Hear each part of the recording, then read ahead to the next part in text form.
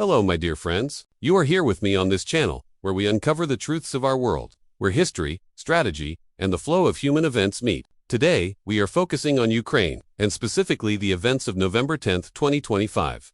A lot has happened, and what I am about to share is not just news, it is the pulse of the battlefield, the subtle currents of power, and the unfolding drama that will shape the days to come. Let's begin. As always, with the words that echo beyond the battlefield, the president of Ukraine, Zelensky, recently made a statement that has captured the world's attention. He said, and I quote, "I am the only one not afraid of Trump. My relations with Trump are constructive and concrete. I understand that everyone fears Trump. It is the United States of America, the leaders of the world. But I am not afraid. America is our partner, a strategic partner, and we should fear only our true enemies."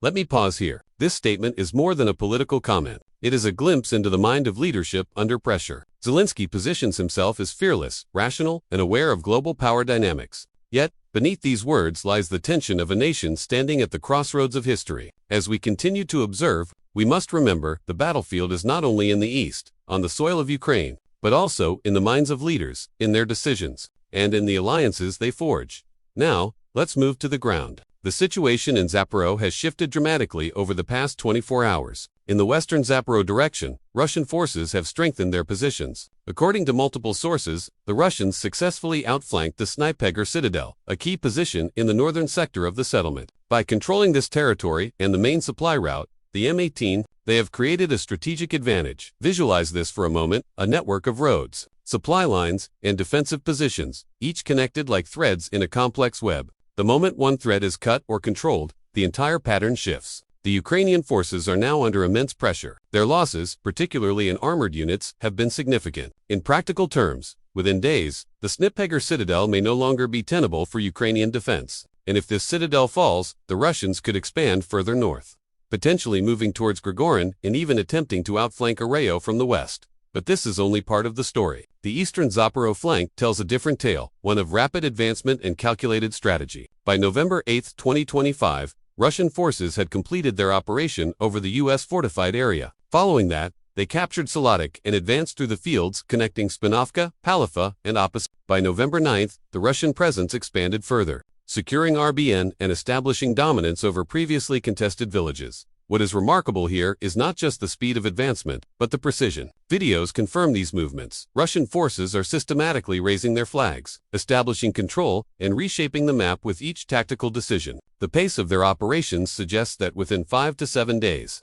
this corner of the battlefield may be fully under their control. And with that, the city of Gallipoli looms as the next strategic objective, a city that, once reached, could be pivotal in shaping operational momentum. Turning our attention to Vika Mikaila, the narrative continues. In just 48 hours, Russian forces secured Volchan and began advancing towards Aristoph. Bridges destroyed, reinforcements impossible. The Ukrainian position is increasingly precarious. Current reports indicate that Russians have already entered more than half of Aristoph, controlling the western and southwestern sectors. Combined with heavy artillery and aerial bombardments, this offensive may soon envelop the area entirely. The tactical implications are profound. Losing these settlements could compromise Ukrainian control along the southern flank, creating vulnerabilities that ripple across the front. Similarly, in the Pacross direction, Russian forces now fully control Gatovka after weeks of clashes. Buildings lie in ruins, and the clearing operations have solidified control over the territory. The next logical step is RO, and then the city of Pacross itself. Already, neutral mapping confirms that over 95% of Pacross is under Russian control, with only small pockets remaining under Ukrainian authority. Northward, positions near Myrnograd tighten, creating a containment perimeter designed to pressure, encircle, and potentially force negotiations or surrender. In the Shakova pocket, reports from November 10 indicate critical developments. Russian forces now dominate the northeastern and northwestern parts of the settlement. Ukraine resists, but the encirclement is almost complete. The fall of Shakova would resolve many operational dilemmas for Russian forces, effectively consolidating the region and freeing up resources for further offensives. Meanwhile, in the central Constantinoka direction, Ukrainian forces launched a counterattack near Chesvy, regaining partial control. This counteroffensive may be strategic, a diversion, a method to redistribute Russian focus, and to temporarily relieve pressure on other fronts. These moves remind us that even under heavy pressure, the dynamics of war are fluid, and tactical ingenuity continues to play a critical role. Further east, along the Nitrius River, Russian positions have improved. Tree lines to the west have been captured, consolidating their control. In Ken's Ukrainian attempts at retreat are thwarted. Russian FPV drones dominate the skies, making evacuation nearly impossible. Meanwhile, along the N26 road, northern positions are fully secured by Russian forces, leaving Ukrainians with just 20 to 25% of KNS. In the Volchan direction. November 4th marked the beginning of a decisive Russian offensive. Over the following days, Russian forces split Ukrainian defenses, focusing now on the southern sector. Securing this region opens operational pathways toward Build-Kawa and beyond, demonstrating a combination of speed, coordination, and strategic foresight.